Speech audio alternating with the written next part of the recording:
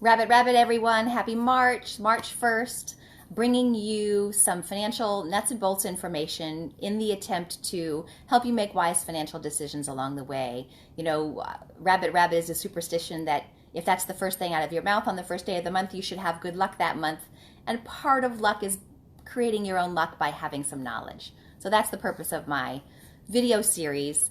What's on my mind today is something that several of my clients have been dealing with recently, and friends as well, and I know many of you have dealt with it. It's the issue of long-term care, of the need to provide or coordinate care for a loved one when they can no longer deal with the basic things that we have to do every day to get ourselves through life, right? Feeding oneself, dressing, bathing, getting around.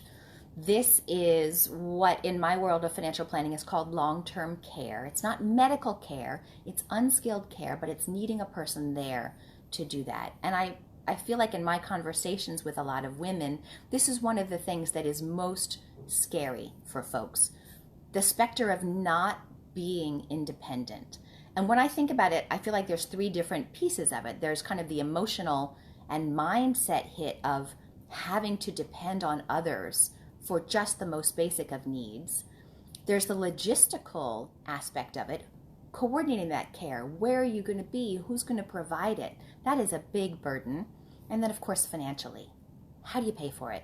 If you've been through this, you know that this type of care really is expensive. So I feel like these are the kind of the three parts of the puzzle. The statistics are startling. I have seen statistics saying that someone age 65 has a 70% chance of needing this kind of care during their lifetime. That's a high statistic. It doesn't mean everyone needs it for a great long time though, right? Maybe it's just for a short time coming back from an injury or something like that.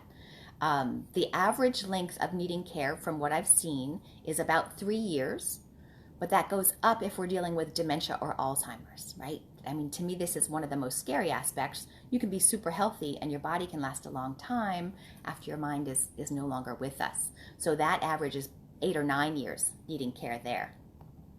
So what do?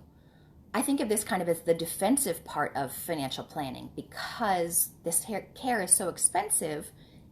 That need and that drain on our resources can really blow up everything else we were trying to do for ourselves and our family and for others. So, when something is not a sure thing, when it might happen, a bad event, but if it did, would be financially devastating, that's what insurance is for. That's the role, at least thinking about insurance, because we, in our own world of one or maybe two people, can't take on that risk, but an insurance company can. That's what they do. They can because they insure hundreds of thousands of people. They look at the statistics and they price it so that it makes sense to them. So looking at the possibility of long-term care insurance, I know I get a lot of questions about it. So I thought I'd give you just a little 2-minute history about this. So I mentioned a second ago that the insurance companies do the pricing and they look at the statistics and they figure out how to make it work. Well, guess what? When long-term care insurance first came out, they got it wrong. They issued policies that had very generous benefits and relatively low premiums. And then what happened in the real world is more people used it than they thought, and they used it for a longer time. So the insurance companies ended up paying a lot more money out than they had planned. So what happened was, if your parents have policies or if you have old policies, you've probably seen the premiums go up over time. And they give you options, but then you have to face a decision. What the heck am I going to do now? I've been paying this money in. Traditional long-term care insurance, I think of it as use it or lose it, right? You pay in over the years. It's kind of like our homeowners insurance. You pay it every year. You hope to goodness that you never need it. But because long-term care insurance is so expensive, it's a big chunk of money going out of your pool of assets. So the prospect that you might never need it, that you might go peacefully in your sleep, of course, is how we all want to go. But then what do you do about this cost? So as with anything, right, when the baby boomers hit a phase of life, innovation happens. Thank you, boomers. I'm a Gen Xer, but I appreciate you boomers for this. So there is a kind of a newer version. There's lots of different versions out there, but basically it's a kind of a hybrid between long-term care insurance and life insurance. So what that means is, yes, you put assets towards it, but it's use it or use it. So if you need care during your lifetime, you get out many multiples or several multiples of what you put in. That's the deal with insurance. You get that leverage.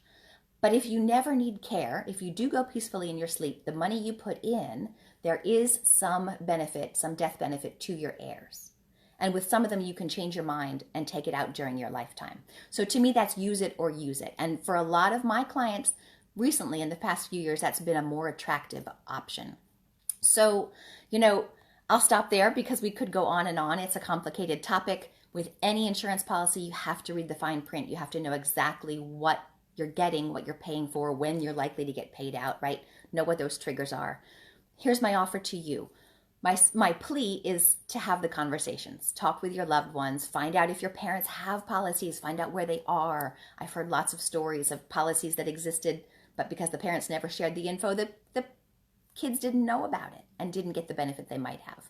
Have the conversations. If there's an old policy out there and you want to understand what it means, reach out to me. I'm happy to help. I like, believe it or not, reading this stuff and trying and translating it for people.